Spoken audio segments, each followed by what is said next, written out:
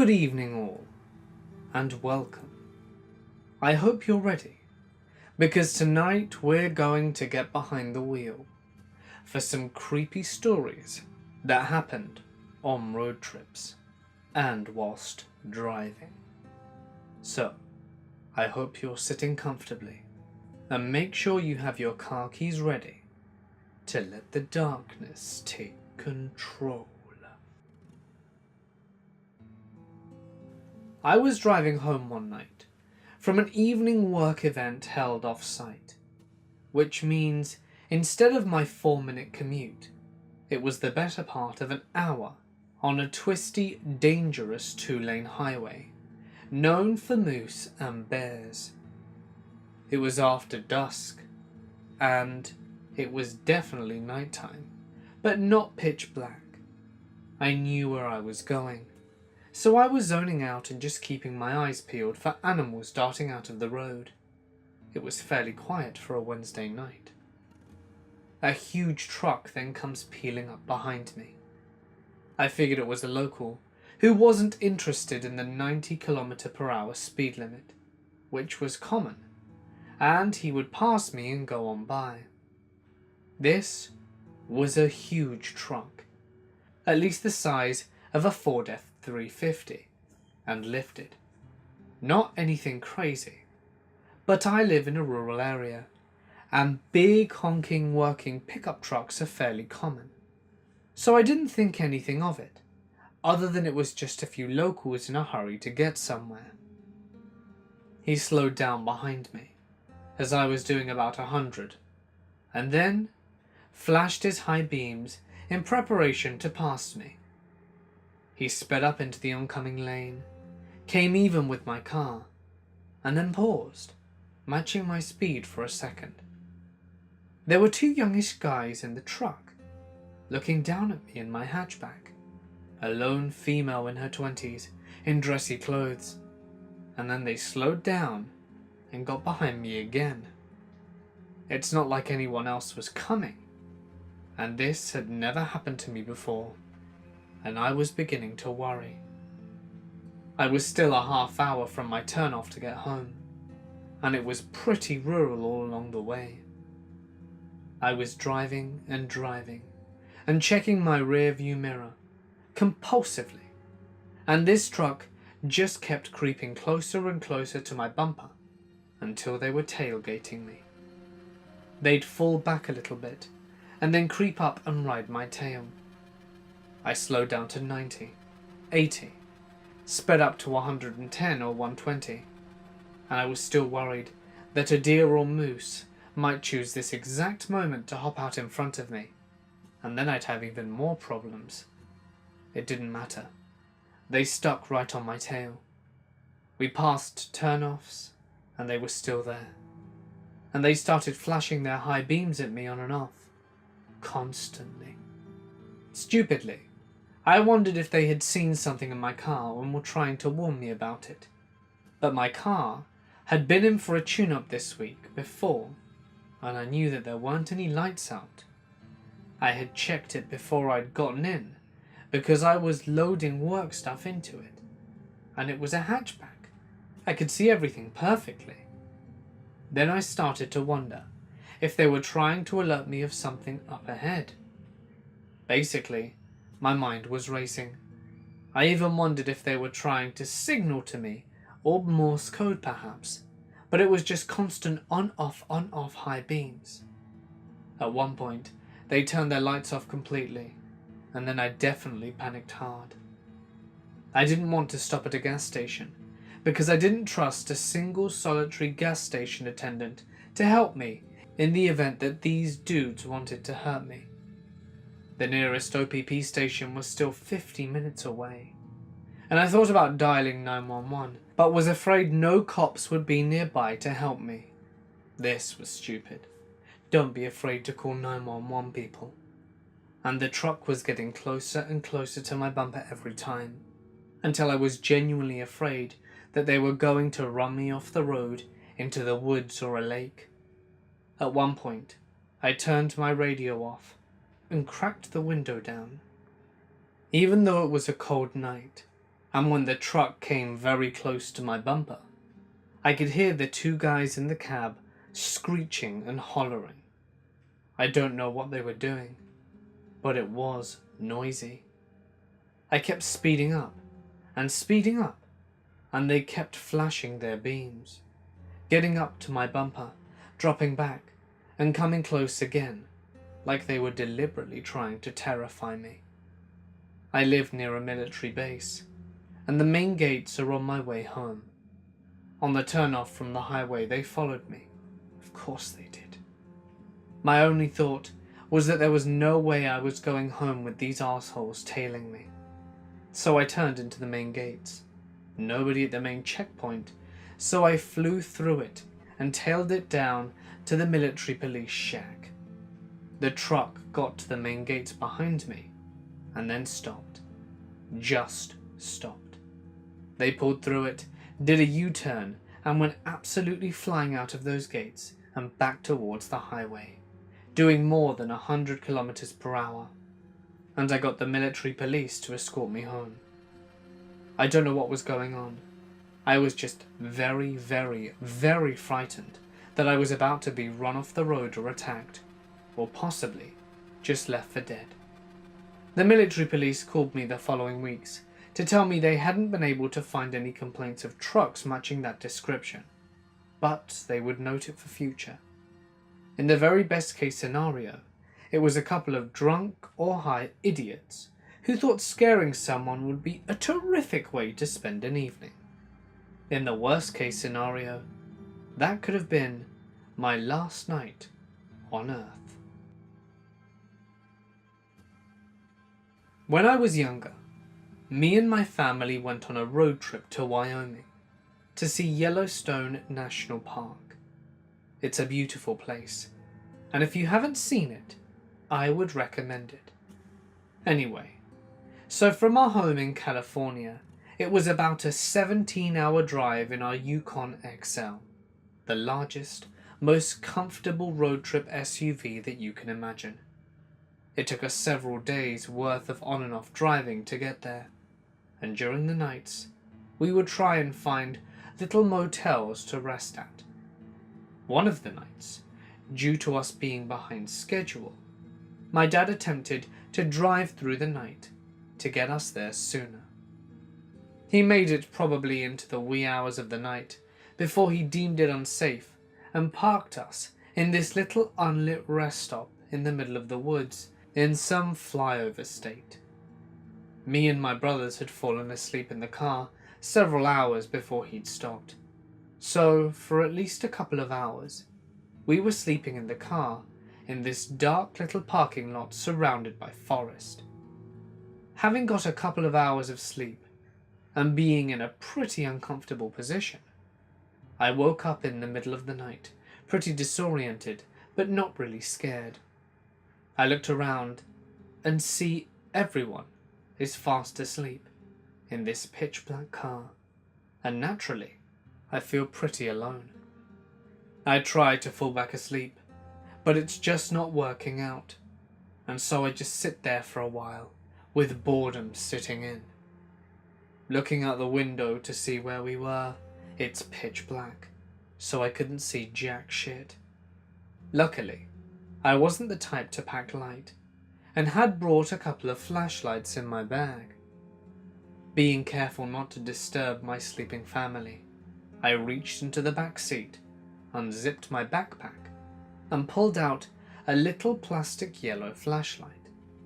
It wasn't the brightest, but it was enough so that I could see the foreground of my general settings.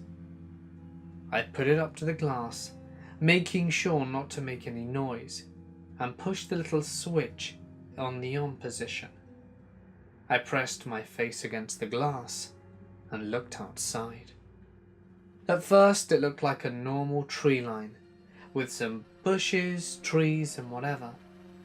But as I scanned the darkness, looking for animals or buildings, I noticed this dark shape standing between these two trees in the distance. It looked like the shape of a man, but it wasn't moving, just sitting there. After a while, and it was a good while, I didn't see any signs of movement, so I assumed it was just some kind of bush or a natural occurrence. Just as I was about to turn the light off and reattempt sleep, I saw this shadow shape turn 90 degrees and move behind a tree, disappearing from my sight. This scared the crap out of me, and I immediately turned off the flashlight and threw my sweater-turned blanket over my head, shutting my eyes tightly and covering my ears. I was paralyzed with fear, too full of adrenaline to get any sleep. I sat in this semi-fetal position, clutching my flashlight for the rest of the night. I waited until the sun came up and we were back on the road before I got any sleep, and I didn't tell anyone about the man that I saw in the woods. Not even 2 months ago, my wife and I were on vacation. She is an accountant, and I'm an automotive technician. We both planned this vacation around our schedule. We always wanted to take a coast-to-coast road trip. She and I both enjoy road trips more than flying. It's adventurous, and you're never sure what sights you're going to come across along the way. What we ended up seeing was one of the most frightening things I've ever experienced. We had been on the road for 6 days since we left South Carolina. We had made our way through Tennessee, Texas, and New Mexico, and then we headed up north towards the Pacific Northwest. We were currently in Oregon, making our way to the ocean. To make things fun, we had set rules for the trip. One of them involved sleeping arrangements. We had decided that we would stay only at motels if they were available when we felt like stopping to rest. No reservations.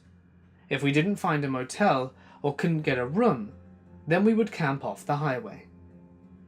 We were on a lonely interstate and decided it was time to pull over and find a place to camp. We couldn't find a suitable place right off the interstate, so we decided to take a turn onto the next rural road we found, as long as it wasn't obviously private property. About 15 minutes of looking for a suitable turn-off, we found one. It was a gravel road that led back into the woods, and seemed to end when I turned into a trail that only a 4x4 could make through. We pulled the vehicle off to the side of the gravel road, then got our camping gear out as the sun began to go down. We had a small 3-person tent, sleeping bags, backpacks with necessities, and for protection, I always brought my pistol with me. I had a nice old Colt 1911 that my father had purchased after his time in Vietnam. He said he loved that weapon because it saved his life, and he never trusted his life to any other pistol. So, that kind of testimonial was good enough to tell me that the 1911 was the only pistol for me too. Our usual routine is to pick the best direction for the Jeep, 1997 Jeep Grand Cherokee, and head in that one direction until we find a suitable clearing. That way, we know that if we head exactly north to get to the campgrounds, then we only need to head south to make our way back, and saves us from getting lost or needing maps. So we walk about 20 minutes through the woods until we find a nice clearing about 50 inches by 50 inches, where we begin to set up the tent. It was getting dark, so by the time she began to start a small campfire, I had finished setting up. By the time I was done, she had the fire going, and we sat down on the ground and laid back against our backpacks and just enjoyed the cool night air. We were both really enjoying this. Work had us both really stressed out at the time, and we really needed this break.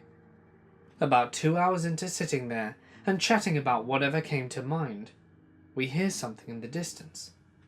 At first I thought it was a falling tree, like an old one which had rotted and just collapsed. I'd heard such things before, and it was similar, but it sounded metallic as well, like something metal falling through the trees. It must have been at least 100 yards away, but it was loud. My wife asked me what it could be, and I told her that I wasn't sure. She asked if it could be an animal, and I told her that I doubted it. Then we heard some yelling, and it was obvious that it was at least 2 men off in the distance. I immediately thought it was private land that we were on, and they were doing some kind of work in the distance. We had been discovered by landowners before, and most of them were not welcoming and told us to leave. We were both really tired, and didn't want to get kicked off the site or get the cops called on us, so we decided to put out the fire and stay quiet. We just sat there and listened as it sounded like metal crashing through the trees and men yelling. It went on for at least an hour, so I decided it was done and needed to see what was going on. My wife didn't like that idea and told me to stay. I told her they would probably be at it all night and therefore keeping us awake, so it's worth to see what's happening and just announce our presence. She decided I was right and asked to tag along with me. We both got up and I put the pistol in its holster behind my back. We headed down in the direction of the noise. We didn't have a flashlight, but it was lit enough by the moon that we didn't really need one. We went about 75 yards in or so, and we found ourselves at the bottom of a large, steep hill. We were looking for the way around when we heard it. The metal crashing through the tree noise. It sounded right above us. We stood still and looked around. Then she saw it. She grabbed my shoulder and I looked over at her. She motioned above us and I looked up and saw at the top of the hill there was half a vehicle hanging over the steep edge of the sharp end of a hill. I wish I could explain the topography of this area accurately, but it's difficult. The hill was above us, and the steep end of the hill was practically a cliff. It dropped off to a lower-lying dark section of the forest. There wasn't a clear way up to the top of the hill. We were just at the bottom of it. We heard the voices yelling and groaning as they were doing some work. I almost yelled out, but my wife grabbed me tight, and I knew that she meant for me to keep quiet. We just stood there and listened. It was clear the men were trying to push the vehicle over the cliff and into the lower area below us. I didn't know why, but it was clear what they had in mind. They kept yelling and pushed the vehicle a little bit more and more. We stood there for what felt like hours as they worked on pushing the vehicle off the side of the cliff. They kept arguing about who was pushing harder and who was slacking, and were quiet between bouts of pushing and complaining.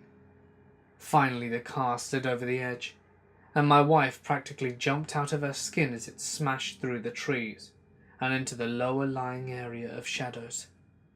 I was frozen stiff and didn't know what to think. Then we saw flashlight beams from the top of the hill. My wife bolted to the side of the hill where they wouldn't be able to see us if their lights glanced in our direction. I followed her and grabbed the pistol out of the holster. The beams scanned below as the shadowed area below us, and what I saw scared the shit out of me, and I could hear the faint squeak as my wife tried to hold it in. The car they had shoved over the steep side of the hill wasn't the only car in the shadow-filled side of the low-lying area. There were at least 3 other cars down there, that I could see anyway. Each one was filled with things. Not trash, just things. Luggage, shoes, clothes, and random articles. Family things, the kind of things people wouldn't leave behind. We stood silent as the voices slowly moved away, and we heard a loud truck start up and head off in the distance. Even after we couldn't hear the truck engine anymore, we stood still for another 10 minutes. Finally, she said in a low tone, Why would they throw people's cars and possessions into a ditch in the woods?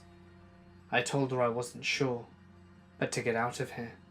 We ran back to the campsite and began grabbing our things, when my wife told me to stop. She said that if we left now, we might run into those men on the road. I didn't want that either, so I just stopped. We didn't agree to stay. We just sat down in the tent and held each other until we both fell asleep.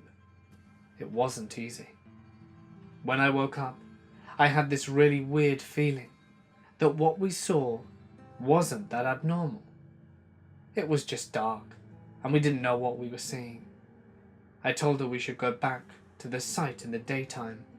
She agreed, and we would pack up all our camping gear and make a speedy getaway if necessary. We packed up and headed back towards the hill from the night before. When we got there, it was true that the sights were not as frightening during the day, but it was still so strange. In total, there were 5 cars in the ditch beneath the hill. Each one was full of luggage and clothes. Some were kids' clothes. It just didn't seem like anything you would throw away. And the cars were not that old. They were new, except for the damage done to them from throwing them off the cliff. We went around and found a way to the top of the hill, and found a small dirt road onto the cliff that had fairly fresh tire tracks. There were drag marks on the dirt leading to the side of the cliff where the men had pushed the car off the edge. We made our way back to the Jeep and decided to head back to the interstate. We stopped at a diner shortly after to get some breakfast, and during our meal we discussed how silly it was for us to get so scared by something that probably had a very simple explanation, although we couldn't think of one. We decided to relax for the rest of the day, so we did just that, and sat in the diner most of the morning, and asked the waitress where the closest motel was, because we needed a real night's sleep. She pointed us in the direction, and we went out. We stopped at a gas station and got some beer, and then made our way to the motel. We parked in the lot, and walked into the office to get a room. When we walked up to the front desk and hit the bell to ask for service, we waited maybe half a minute, until a middle-aged redneck came up to greet us. He came over and said, "What can I do for you, brother?" And my wife's fingernails dug into my arm. I hesitated, and she stepped behind me. The man looked at me weird, and I stammered out a question, asking for the way back to town that we had passed earlier yesterday. He began giving me directions, and while he did it, I was thinking why my wife had reacted that way. Then suddenly, it occurred to me. As he was giving me directions, he kept saying brother in his hick accent.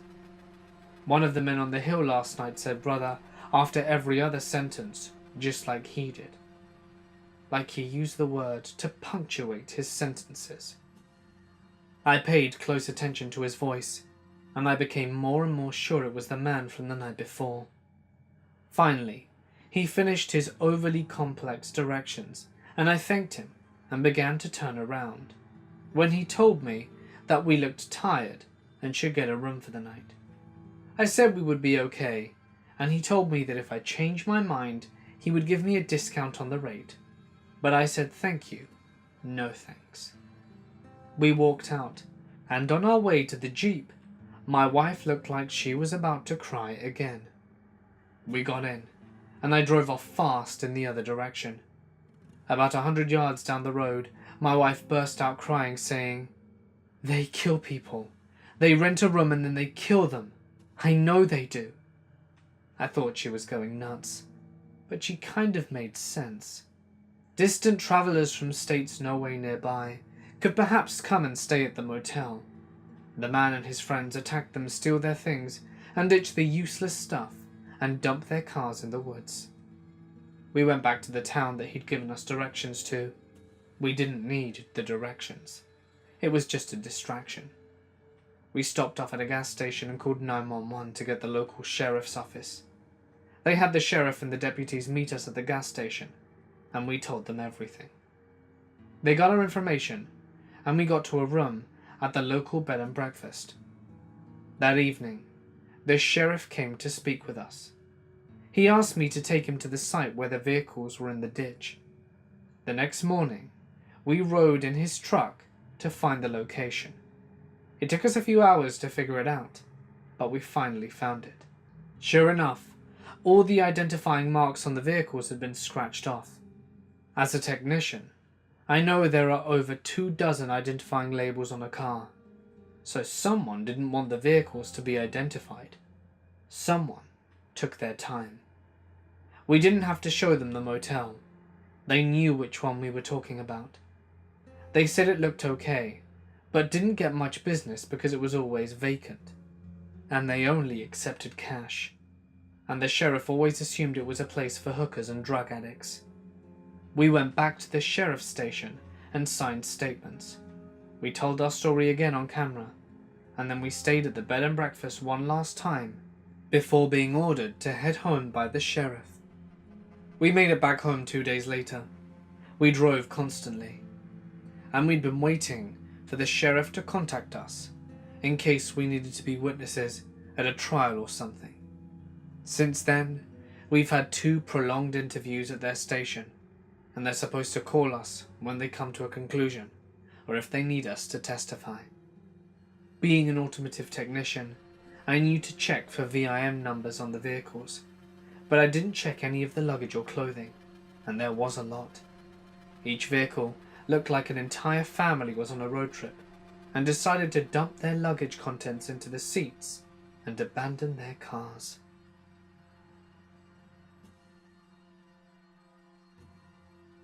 Once, I was driving down a back road on my way home.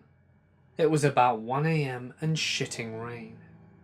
This was before GPS, so I was only about 50% sure I was on the right road.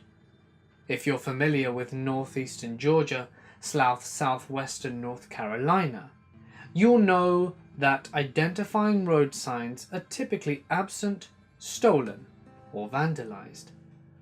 I was following the car in front of me because I figured no one would be speeding in the rain at 1 AM on a mountain road with help miles away and cell phones not a thing yet.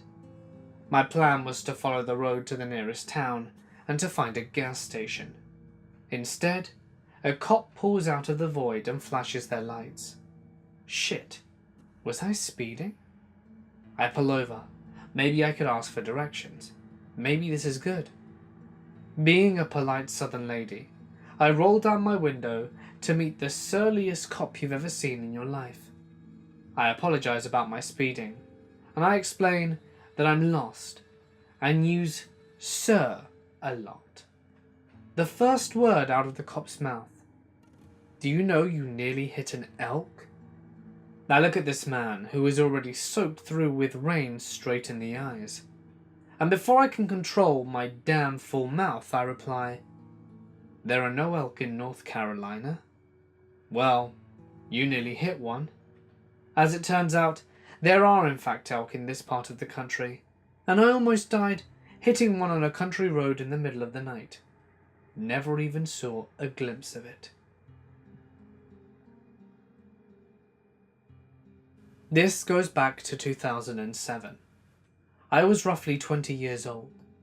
The drive was through a semi-rural area, a single-lane smooth road called 52, which connects Pennsylvania to Delaware.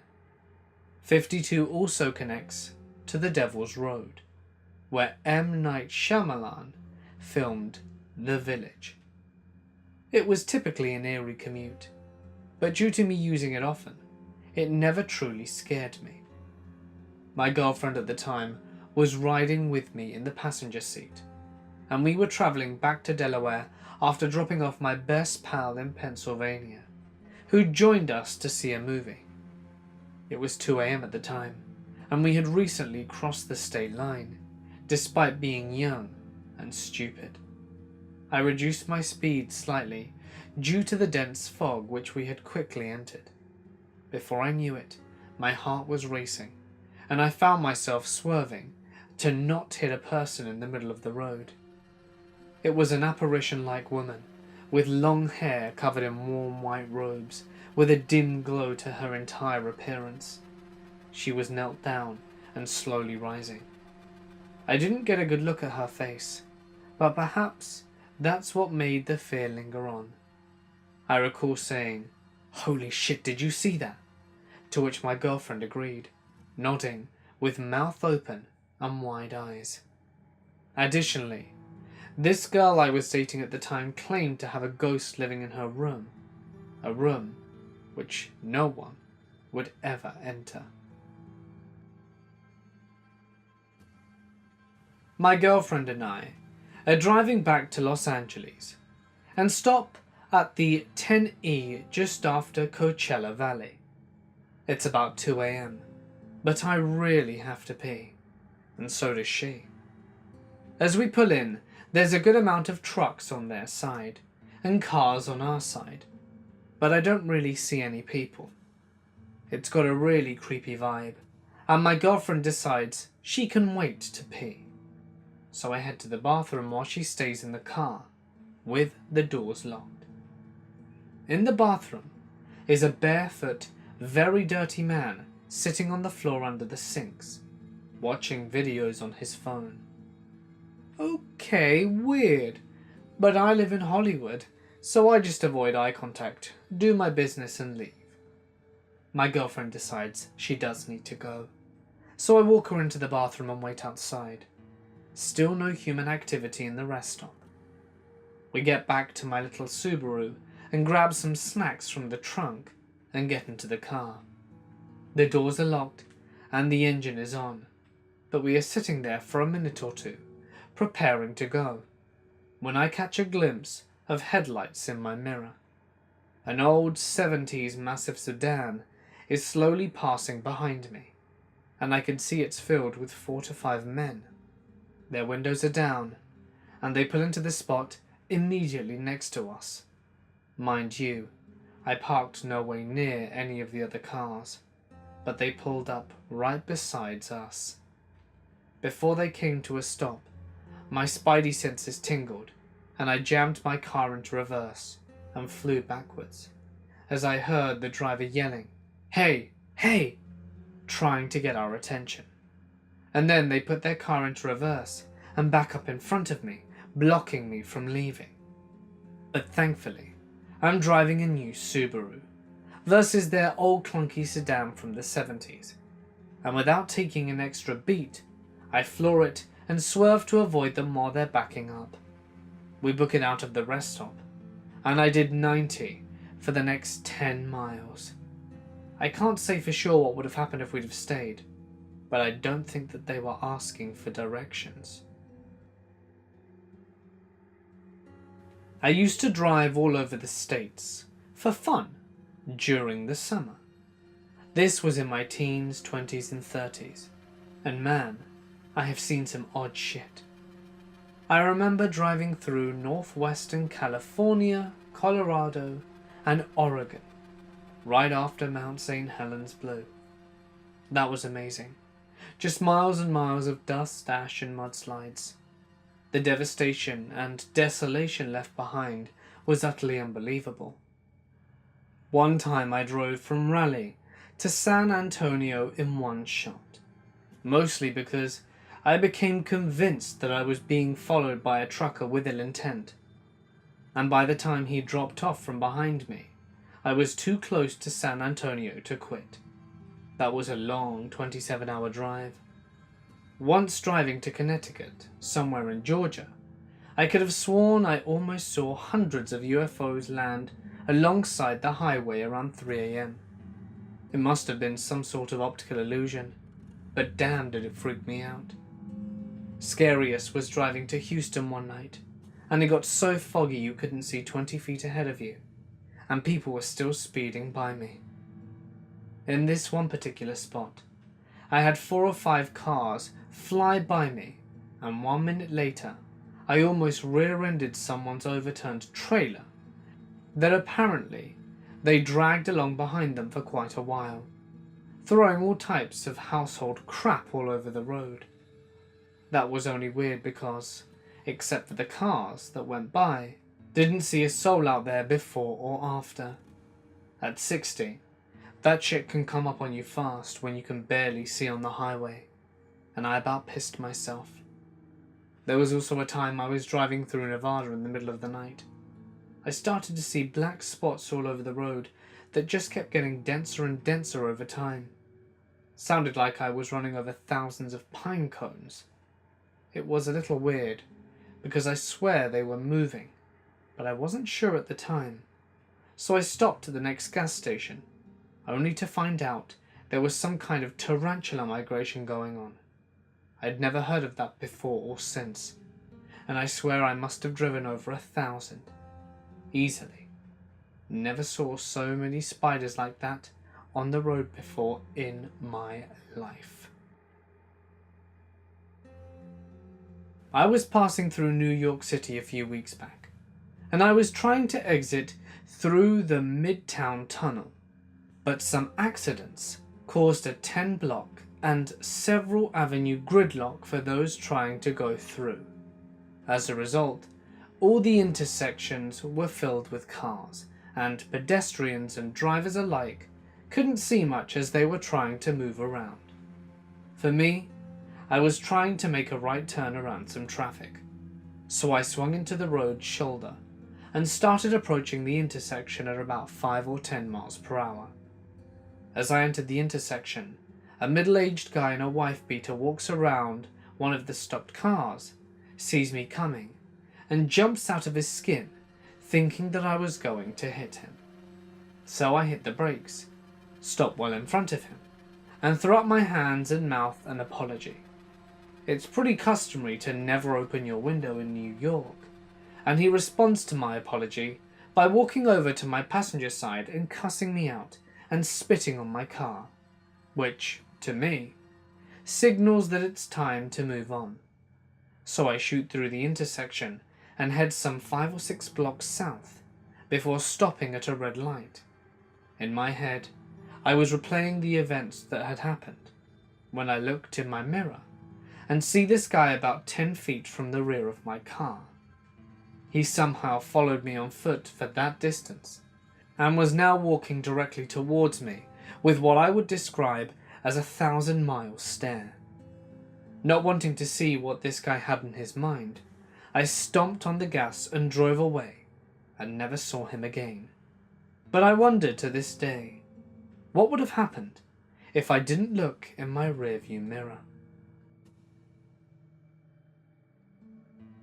I was a touring musician for about 10 years, so I spent a lot of time on the road. Typically, we were driving through the middle of the night, but occasionally had to travel days and made our way through the day, typically shows being more than 10 hours apart. I've seen many incidents of varying degrees of injury, but one that sticks out with me the most is the following. We had just finished playing in Austin, Texas, and we were making our way to LA to start the tour the next day. Since we were in the same city for a week, we were all pretty well rested, which meant everyone was awake and full of energy. We were having fun conversation when we crested the top of the hill, from which we could see traffic was completely clear on the other side of the highway. But about half a mile down, it looked like 4 lanes were completely backed up and no one was moving. We were joking about what might be holding up traffic when we approached the accident. There was a GMC Envoy, the very same car I owned at the time, that appeared to have rolled 5 or 6 times, that had landed perfectly balanced on the cement median between the highways. All of the windows were gone, including the windshield, and about 20 feet from the car, I saw the body of a woman and the body of the child, both very obviously dead. Everyone was completely silent for the next hour or so, until we pulled over and decided to take a break. Not because we physically needed one, but I think everyone needed to quit thinking about it. My friend and I We're driving 3 hours to visit some friends at a different university for a party. It's a January night in Michigan, so below freezing temperatures and at least a foot of snow. We are about an hour or so into the trip and having a very in-depth discussion about a certain fantasy book series. Very in-depth. To the point that the low gas light comes on. I notice and then promptly forget about it. So next thing I know, I've lost power steering and am quickly slowing down. I pull over to the shoulder and we realize I'm a dumbass and ran out of gas. We check Google Maps and Google reports there's a gas station a little less than half a mile away, near a road on the other side of a field. It's cold, and we were poorly equipped for the cold, with one pair of boots and one pair of gloves between the two of us. But it's only half a mile, so we decide that we'll go for it. Not much choice anyway. So we make our way across the field to the road, and there's nothing there. We figure maybe the GPS is a little off. So we start heading down the roads towards some lights. We make it maybe of a quarter of a mile, before noticing there's some flashing lights where we left our car. A state trooper is checking the car out. So we immediately start making a beeline for the car, sprinting and shouting, and hoping he'll see us. But it's dark. He doesn't, and pulls away. My friend is a bit more out of shape than I am, and falls behind, and uses the opportunity to call 911, asking them if they can send the state trooper back. They say yes, but we have to wait there when he arrives. So I take off and start sprinting again. My friend a little ways behind, and we're both a bit past our prime cross-country days. So now the path we've taken roughly makes a triangle, and the hypotenuse cuts through a small stand of trees, maybe 100 feet across. I opt to go through it, thinking it would be a much faster, more direct option, and my friend decides he doesn't like the look of it, and he's going around the longer way. I make it a good 30 feet or so, before realizing these trees are actually some little swamp, and I'm now standing 6 inches in freezing water. I'm also the one with the gloves, not the boots. So I shout to my friend, "Shit, I've stepped in a pond." Somehow he hears, "Help, I've stepped in a trap." He's kind of freaked and thinks some farmer has set up one of the bear traps, and I've only just gone and got stuck in it. He asks if I need help, to which I of course say no, and opt to continue trying to make it through the pond, because screw it, I'm cold and wet now anyway, hopping from tree to tree, and I can keep hoping it doesn't get much deeper. Meanwhile, my friend is still running around the side of the trees. Apparently, I don't need assistance with my leg stuck in a bear trap, so he continues on his way. Then he falls into a hole. Like, there was just a 3-foot hole in the ground he didn't see in the dark, and just falls into it. He makes it out okay, but is now also very covered in snow, and of course he's the one without the gloves. We both make it back cold, wet, freezing, just about a minute before the officer shows up. We get in, give him our story. He laughs and says, "Yeah, there's no gas station there," and just takes us to the next exit where there is one. He also told us that we were the 9th car that had run out of gas that day, so I felt marginally less stupid. But still, it was a pretty crappy experience. Hey guys, it's Mort here, and thank you so much for listening. I hope you enjoyed today's installment, and that you haven't been put off road trips completely. I love road trips. I in fact just completed one going up to Scotland and back. Anyway, If you did like the video, please don't forget to drop a like and leave a comment with your thoughts, as it does go a long way. Also, why not subscribe and hit that little bell icon for good measure to be notified every time I post, and that way you won't miss your nightly spooks. If there is a story that you wish to share, feel free to send it to my new Reddit page, or alternatively email it to me, themortismedia@gmail.com. But please be sure to paragraph, punctuate and add detail to your story, as these are the 3 most important things that make a story possible to read on the channel. But anyway, for now guys, I'm gonna sign off. Stay awesome, and I'll see you in the next one.